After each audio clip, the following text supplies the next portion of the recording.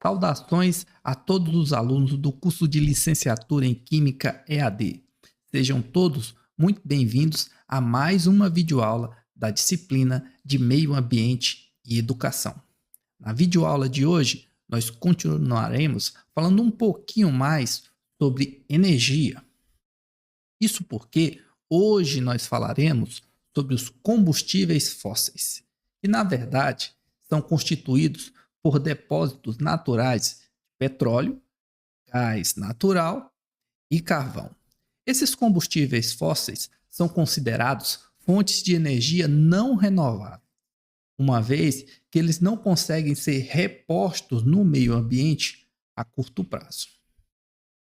Dentre esses combustíveis fósseis, nós iniciaremos aqui falando um pouquinho sobre o petróleo, porque o petróleo ele participa da vida cotidiana da humanidade há milhares de anos. Nós temos registros de que os povos babilônios, fenícios, egípcios e até mesmo os incas e os maias, dentre inúmeros outros, já usavam petróleos em suas atividades tecnológicas.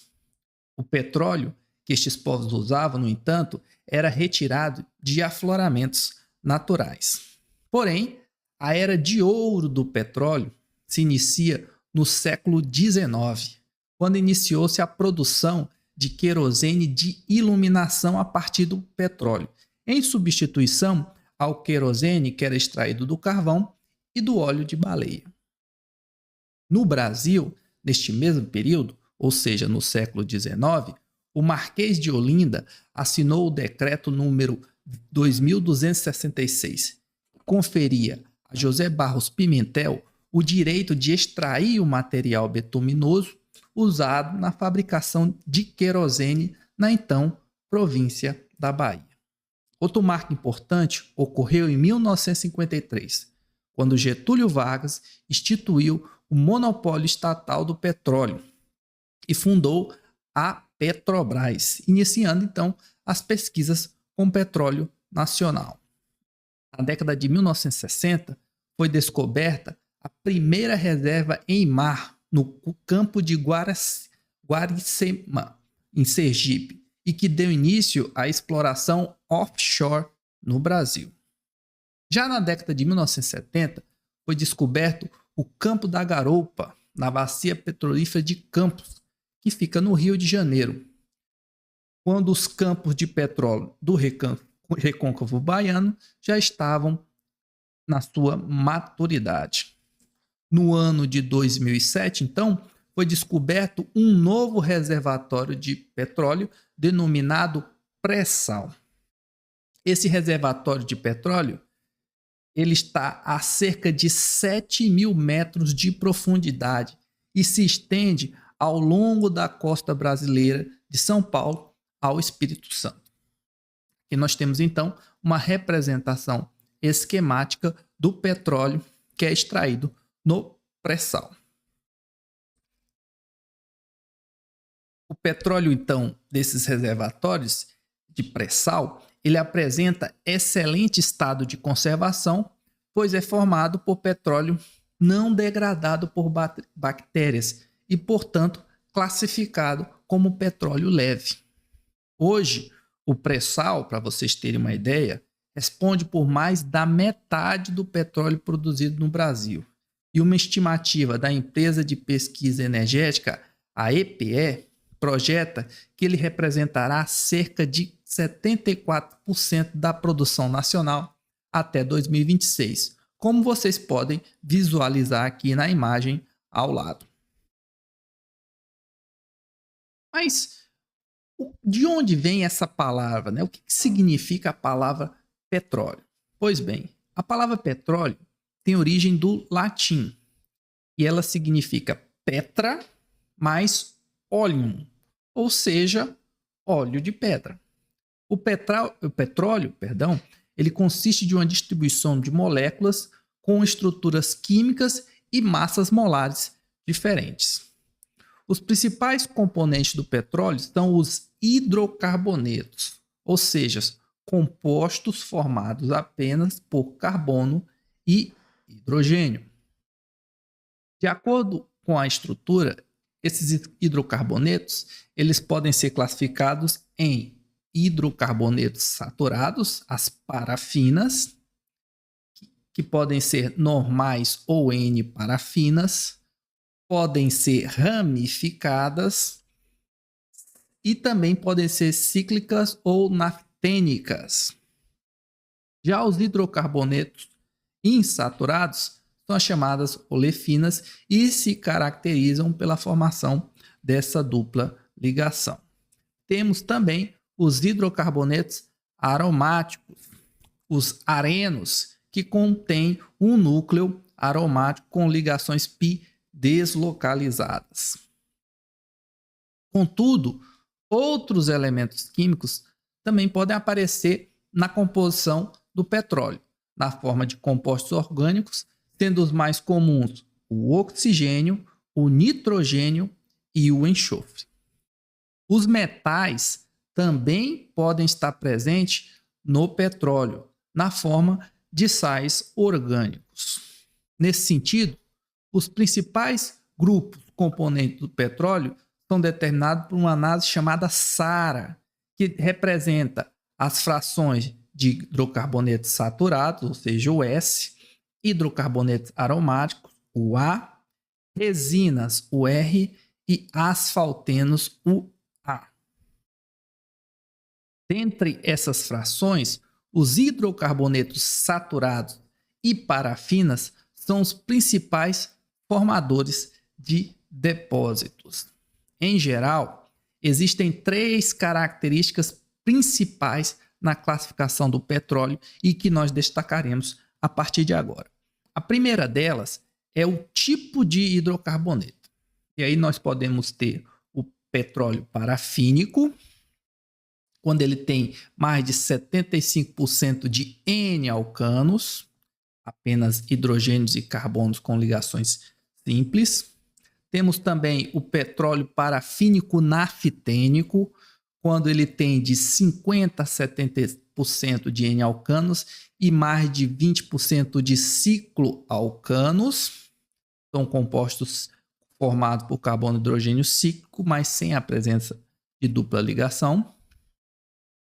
Temos também o petróleo naftênico, que é o que contém mais de 70% de cicloalcanos.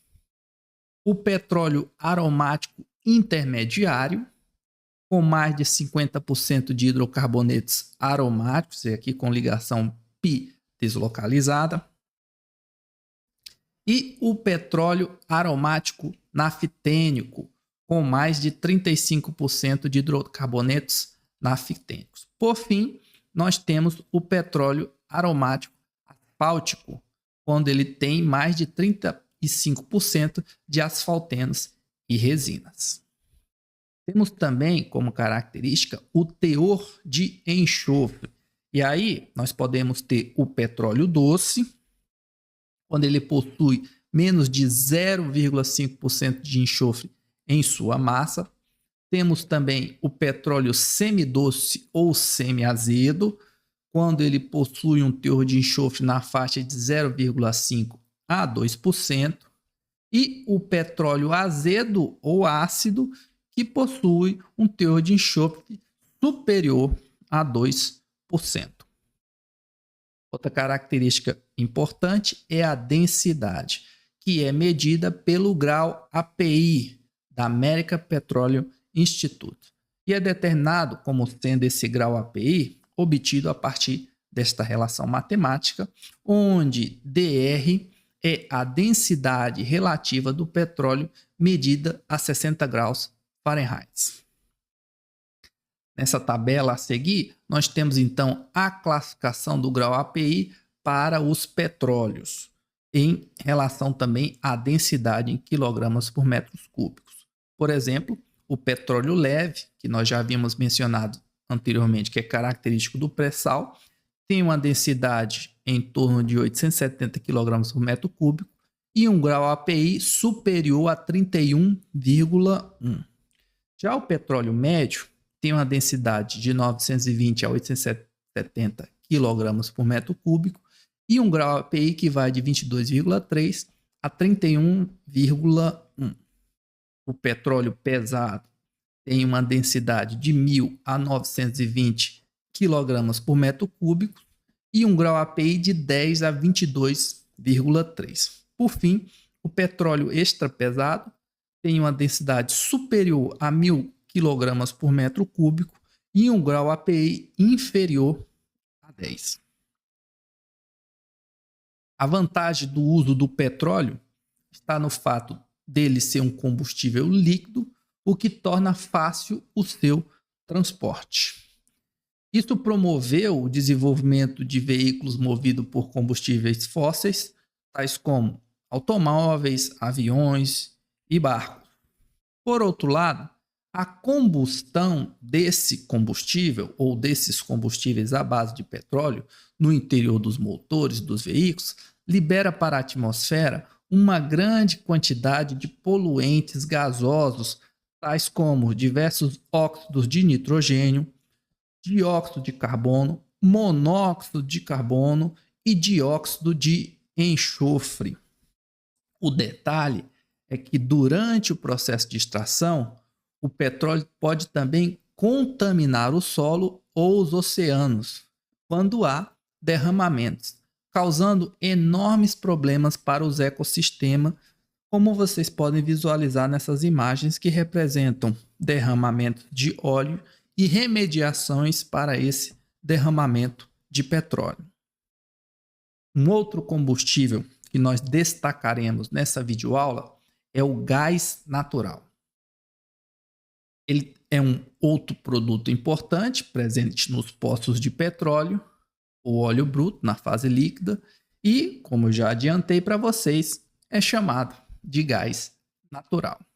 O gás natural é constituído principalmente de metano, ou seja, a molécula de CH4, um carbono e 4 hidrogênios. O gás natural ele pode ser associado e não associado. O gás natural associado ocorre quando o gás natural está associado ou dissolvido a uma fase líquida do petróleo ou sobre uma fina camada de petróleo. Já o gás não associado ocorre quando a quantidade de petróleo presente é muito pequena ou inexistente. Além do metano, o gás natural ele pode ser constituído por outros hidrocarbonetos, tais como o etano, o propano, o butano e também por outros gases em porcentagem menores da ordem de 0,5% a 15%, tais como o nitrogênio, gás nitrogênio e o dióxido de carbono. A composição típica do gás natural é apresentada no gráfico a seguir, onde vocês podem visualizar que cerca de 88% corresponde a metano e, em segundo lugar, nós temos cerca de 8,4% correspondente a etano. Em menor proporção, nós temos propano, nitrogênio e dióxido de carbono. Temos também como fonte de combustível fóssil o carvão mineral, que também é uma outra energia não renovável. O Brasil, por exemplo, apresenta 8 jazidas de maior destaque e diversas jazidas menores. Cerca de 88% dos recursos, ou seja, das jazidas ou dos produtores de carvão mineral, estão localizados no Rio Grande do Sul, como, por exemplo, a usina Presidente Médici, que processa carvão de extração superficial oriundo da mina de Candiota, que vocês podem visualizar aqui nessa representação esquemática e nessa imagem a seguir.